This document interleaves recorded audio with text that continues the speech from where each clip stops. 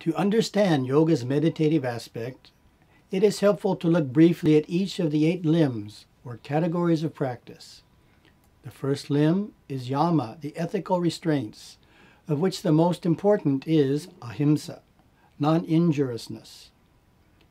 The second limb is niyama, specific religious observances, including puja in one's home shrine and repeating mantras. The third limb is asana, the yogic postures that are so widely practiced as a regimen called hatha yoga. The remaining 5 limbs are all related to meditation: pranayama, breath control; pratyahara, sense withdrawal; dharana, concentration; dhyana, meditation; and samadhi, ecstasy, or oneness with God. Sometimes it is said that the roots of yoga are Hindu. To develop this botanical metaphor more fully, I would affirm that yes, the roots of yoga, its scriptural origins, are Hindu. But the stem of yoga, its practice, is also Hindu. The flower of yoga, mystical union, is also Hindu. In other words, yoga in its full glory is a vital part of modern Hinduism. Yoga is practiced on a large scale in Hindu communities around the globe.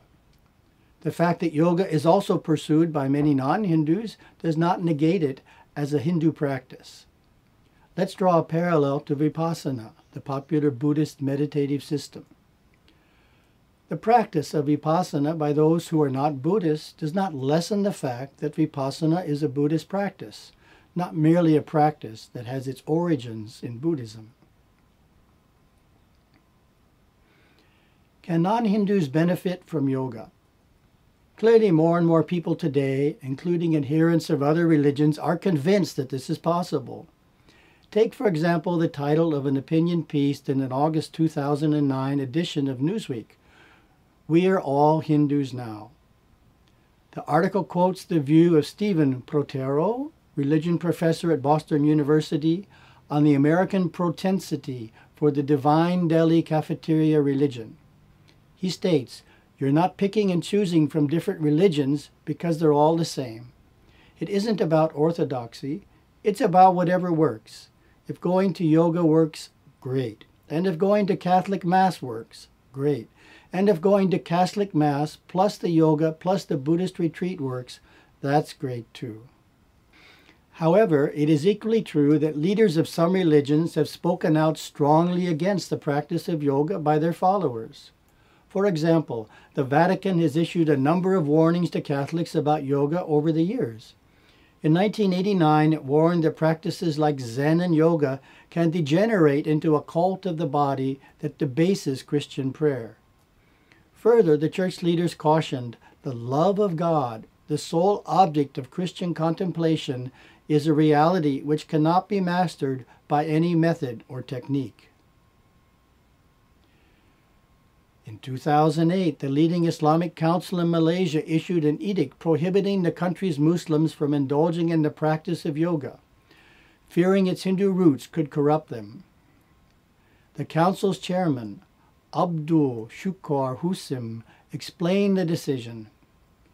"We are of the view that yoga, which originates in Hinduism, combines a physical exercise, religious elements, chanting and worshiping for the purpose of achieving inner peace and ultimately to be at one with God.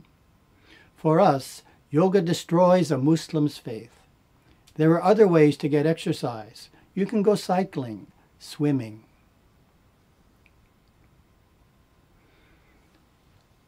In a search on the web, another informative example turned up. In 2001, the Reverend Richard Farr, vicar of St. Mary's Church in Henham, England, made a decision that became the talk of the Essex village and beyond. He banned a 16-strong group of yoga enthusiasts from taking lessons in his church hall. Yoga is, he said, an unchristian practice. Quote, "I accept that for some people it is simply an exercise, but it is also often a gateway into other spiritualities, including Eastern mysticism." Unquote. The Christian and Muslim leaders we cite as examples stated no concerns that the practice of yoga might result in conversion to Hinduism. However, all three expressed a concern that yoga practice is in conflict with the tenets of their religion. As Abdul Husam expressed it, yoga destroys a Muslim's faith. This predictably raises the question, what are the tenets of yoga? We find an authoritative answer in the teachings of B.K.S. Iyengar, one of the most renowned modern teachers of yoga. His system, known as Iyengar Yoga, is widely popular, as evidenced by the thousands of teachers listed on his website. There, in answer to his most frequently asked question, what is yoga, he states, yoga is one of the 6 systems of Indian philosophy. The word yoga originates from the Sanskrit word yuj, which means union. On the spiritual plane, it means union of the individual self with the universal self. Sage Patanjali penned down this subject in his treatise known as Yoga Sutras. Another popular yoga teacher, Bikram Choudhury, founder of Bikram Yoga, defines it in a similar way on his website, stating that yoga means union of the individual soul, Atman, with the universal soul, Brahman. He states, Atman and Brahman are Hindu ideological terms that are used as a reference for the mind, whereas there truly is only oneness. Clearly, it is not just its specific practices, such as chanting the mantra Om, that make yoga Hindu. It is the philosophy itself.